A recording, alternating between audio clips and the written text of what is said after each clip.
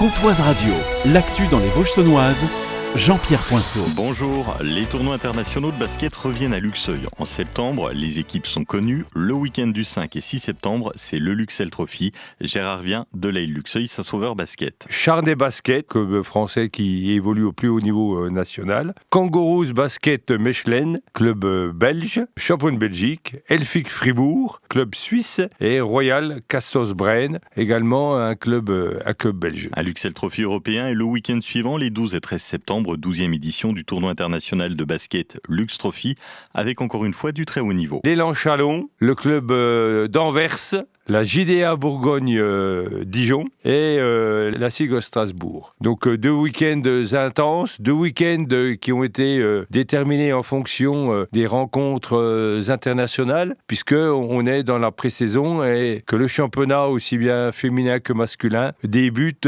juste après nos éditions. Un duo de tournois unique en France. Dans les Vosges saunoises, la sécheresse s'aggrave. Plus d'une centaine de communes sont en alerte renforcée pour la ressource en eau. Les cours d'eau s'assèchent et des opérations de sauvetage de poissons ont déjà été menées. Face à cette situation, les restrictions se renforcent. L'arrosage des pelouses et des espaces verts est interdit, tout comme le lavage des véhicules ou le remplissage des piscines privées. Les prélèvements dans les cours d'eau sont également limités. L'Office français de la biodiversité annonce une multiplication des contrôles après une phase de sensibilisation. Le non-respect des règles peut entraîner une amende qui peut aller jusqu'à 1 500 €. Allure, gros incendie vendredi après-midi dans la forêt communale avant de se propager à l'aire d'accueil des gens du voyage dans le secteur du Tertre-Landry. Une trentaine de familles ont été évacuées et mises en sécurité. Les occupants ont pu sortir leurs véhicules et leurs animaux avant l'arrivée des secours. Une caravane a été détruite par les flammes et un chien est décédé. D'importants moyens ont été mobilisés avec près de 60 sapeurs-pompiers venus de Haute-Saône et des départements voisins. Le vent et la sécheresse ont compliqué l'intervention. Entre 6 et 10 hectares de forêt auraient été touchés. Une enquête doit déterminer l'origine du sinistre. Autre incendie dimanche après-midi à Vauvillers, près de la route d'Épinal. Le feu serait parti de Chaume avant de se propager à une exploitation agricole d'Ingaec. Un bâtiment où était stocké du foin était entièrement détruit par les flammes. Il n'y a pas eu de blessés. Une fois encore, d'importants moyens de secours ont été mobilisés avec des pompiers venus de plusieurs communes de Haute-Saône et des Vosges. Leur intervention a permis d'éviter la propagation du feu. La mutuelle médico-chirurgicale de Vesoul MMC lance un nouveau dispositif pour faciliter l'accès aux soins. Baptisé mutuelle de solidarité locale, le principe est de permettre aux communes de négocier des tarifs avec les mutuelles, puis de proposer une complémentaire santé moins chère à leurs habitants. L'adhésion reste libre et s'adresse notamment aux étudiants, aux retraités ou personnes sans mutuelle d'entreprise. Le dispositif prévoit aussi un accompagnement pour aider les habitants dans leur démarche. La MMC, créée à Vesoul en 1936, veut ainsi répondre au constat que plusieurs millions de Français n'ont pas de complémentaire santé.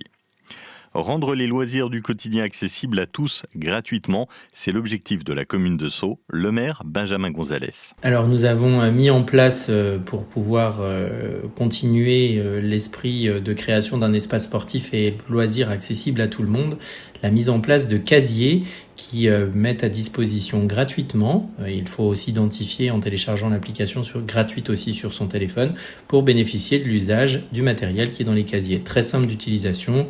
On ouvre le casier avec l'application, on joue, on va à ses activités. Quand on a terminé, on remet le matériel dans le casier, on valide une petite photo pour prouver qu'on a bien remis le matériel dans le casier et l'activité est terminée. Les activités proposées sont toutes les activités de ballon, de raquettes, le ping-pong, le badminton, les ballons de basket, de volley. Il y a aussi des haltères, un tapis de yoga, des élastiques. Après le terrain de foot, c'est au tour de la place de l'église. C'est plutôt centré sur les jeux en famille ou de jeux de société.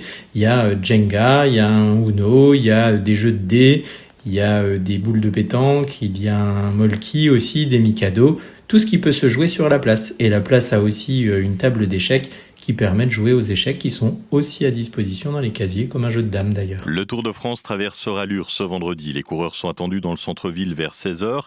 Ils viennent de Magny-Vernois. Le peloton va passer par la rue Jean Jaurès, l'avenue Carnot, de la République, celle des Vosges, direction Saint-Germain. La caravane publicitaire est annoncée dès 14h25 pour permettre le passage de la course. Les rues concernées seront fermées à la circulation à partir de midi. Le stationnement sera également interdit dès 11h30 sur plusieurs axes.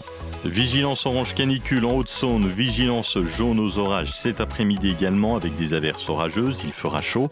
29 à Luxeuil et Plombières, 30 à Magny-Danigon et Vauvillers, 31 à Sceaux et Saint-Loup. Demain, ciel voilé le matin jusqu'à 24 degrés, quelques gouttes l'après-midi avec 31 degrés au maximum. Bel après-midi sur Pontoise Radio.